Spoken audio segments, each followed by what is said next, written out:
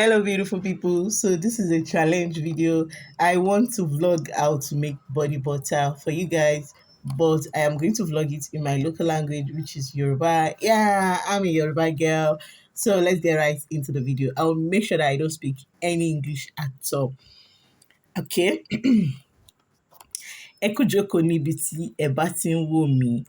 Nínú ètò tòní, mo fẹ́ fi hàn yín bí wọ́n ṣe ń ṣe ìpara àgbàlódé yìí tá a máa ń fi òrí àti ọ́ìlì tá a máa fi ń ṣe é. Nínú abọ́ tẹ́ ẹ̀ ń wò tí mo gbé dání yìí, mo ní òrí nínú abọ́ yìí. Òrí ló wà nínú abọ́ yìí. Òrí gangan tá à ń pè lórí ló wà nínú abọ́ yìí. Màá wá gbé abọ́ yìí, màá gbé sórí nǹkan tá a máa fi ń wọn àwọn nǹkan tá a fi ń ṣe ìpara àgbàlódé yìí, nǹkan tá a máa fi ń wọ̀n. Màá wá nínú abọ́ tí òrí ti wà nínú ẹ̀ yìí, màá wá fi òrí ìkejì sí i. Á wá jẹ́ òrí méjì. Òrí alákọ̀ọ́kọ́, òrí gangan, òrí ìkejì yìí, òun jẹ́ òrí kòkó. Òrí kòkó ni mo fi sí yìí. Ìgbà tí mo ti forí kòkó yìí sí tán, màá wá fi àdí àgbọn, màá fi sínú ẹ̀. Àdí àgbọn tó ń yọ lára àgbọn, ọ́ìlì àgbọn òun leléyìí, màá dà sínú ẹ̀. Tí màá ti da ọ́ìlì àgbọn yìí sí, kẹ́ ẹ mọ̀ pé gbogbo nǹkan tí mò ń dà sí yìí, mò ń wọ̀n wọn, mi ò kàn déédéé dà sí i, mò ń wọ̀n pẹ̀lú orí nǹkan tá a gbé abọ́ yẹn lé. Màá wá da ọ́ìlì kejì sí i. Ọ́ìlì kejì tí mo dà sí yìí, ọ́ìlì ìgbàlódé lòun, àwọn olóyìnbó ni wọ́n ṣe é. Ọ́ìlì yìí wọ́n pè ní ọ́ìlì dòdò. Ọ́ìlì dòdò ni. So gbogbo àwọn nǹkan tí mo fẹ́ fi ṣe ìpara mi leléyìí, màá wá gbé lọ sí orí iná.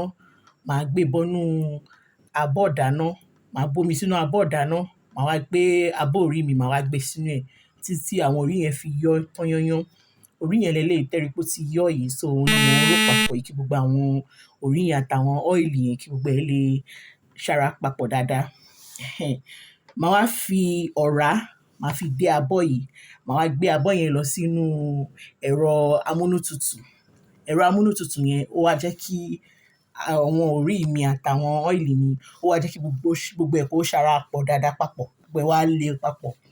Mo wá fi àwọn èròjà tó kù mo fi sí i. Àwọn èròjà tó kù yìí, èròjà àgbàlódé ni wọ́n. Ìyẹn èròjà kí ó lè ní òórùn tó dára, kó òórùn rẹ̀ lè dára.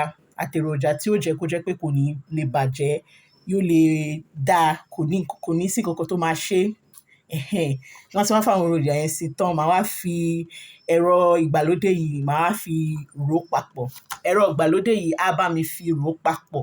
Ẹ̀rọ ìgbàlódé yìí ló máa wá jẹ́ kó dàbí ìpara àgbàlódé. Ẹ̀rọ ìgbàlódé yìí á jẹ́